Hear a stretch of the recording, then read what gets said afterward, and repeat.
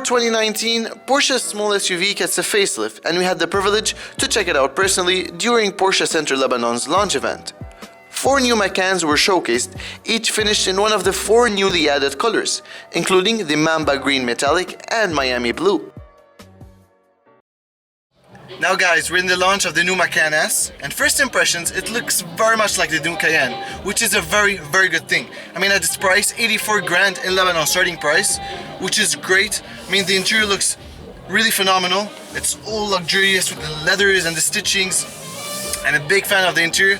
And right here, as on the Cayenne, you get this huge touchscreen, which is very responsive. Going through the settings is very responsive. You've got this nice gear shifter. And unfortunately, Porsche brought back the buttons. Right here you have an overload of buttons for the climate control and all of that, which isn't a bad thing if you like buttons. I mean, some people don't like to control the screen. Everything is on the screen. Right here you've got a lot of settings from suspension to exhaust and all of that. So it's not on the screen, it's all buttons. Whilst the Macan has faced new changes on the exterior and under the bonnet, the interior cabin is pretty much the same, with few minor tweaks. It has matured into a more modern interior, with the old infotainment screen being replaced with a class-leading unit. A 10.9-inch high-resolution display with few shortcut buttons below it. The center air vents are now placed below the screen, giving the dashboard a cleaner, more upmarket design. So guys, as I was talking, now I switched to the blue one, which has an awesome spec on the exterior. So talking about a bit of the interior, right here you have 3 instrument gauges. They consist of a small digital display on the right and 2 analog dials. You get a compass display on the dashboard as standard, but you can now get your Macan with the Sport Chrono package, which features the dash-mounted stopwatch and the control dial to switch between driving modes. Then going on to the steering wheel, you have these aluminum paddle shifters, like of course on the Cayenne. By the way guys, if you've not seen my Cayenne review, make sure to press this button right here. It's a really good video, by the way. But anyways, you've got these aluminum paddle shifters, this small steering wheel. You don't have any buttons except for these basic stuff for your volume and you know, for the call and whatnot, and that's basically it.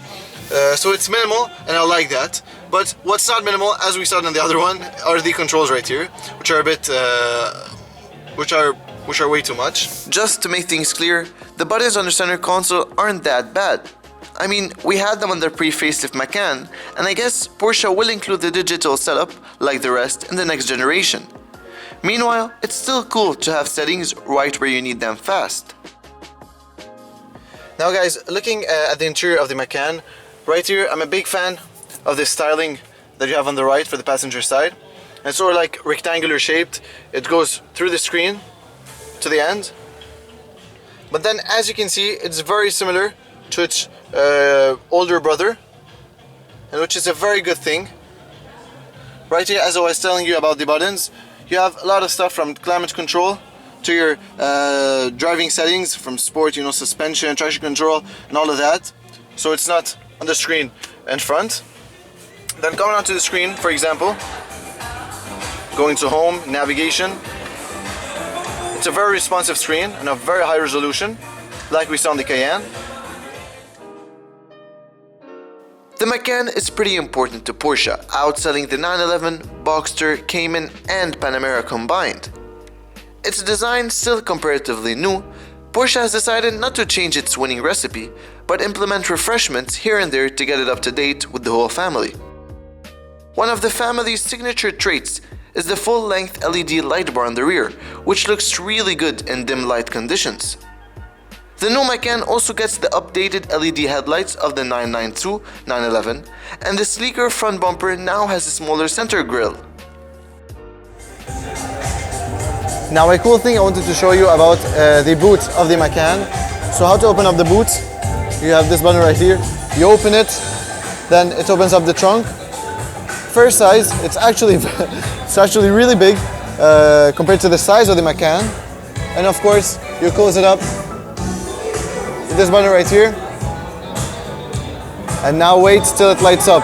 Look, wow, I'm a really big fan of this. Now I don't know if you remember, but when it first launched with this color, I was really big fan of the color and the way they redesigned the taillights. I'm a big fan of that. And of course you've got the Porsche emblem right there with the Macan down there. And also stressing on the design cues of the new Macan, this rear spoiler, which makes it sportier even. And right here, we've got the Macan S in this crayon-like color with the LED strips down there. And you have the redesigned LED headlights.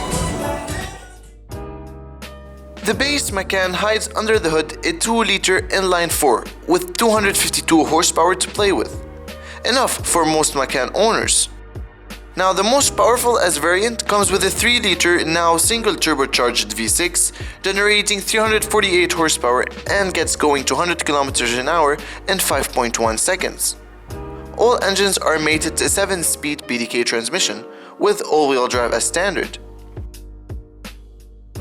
The Macan was always the most commercial of the Porsches, winning the heart of almost everyone.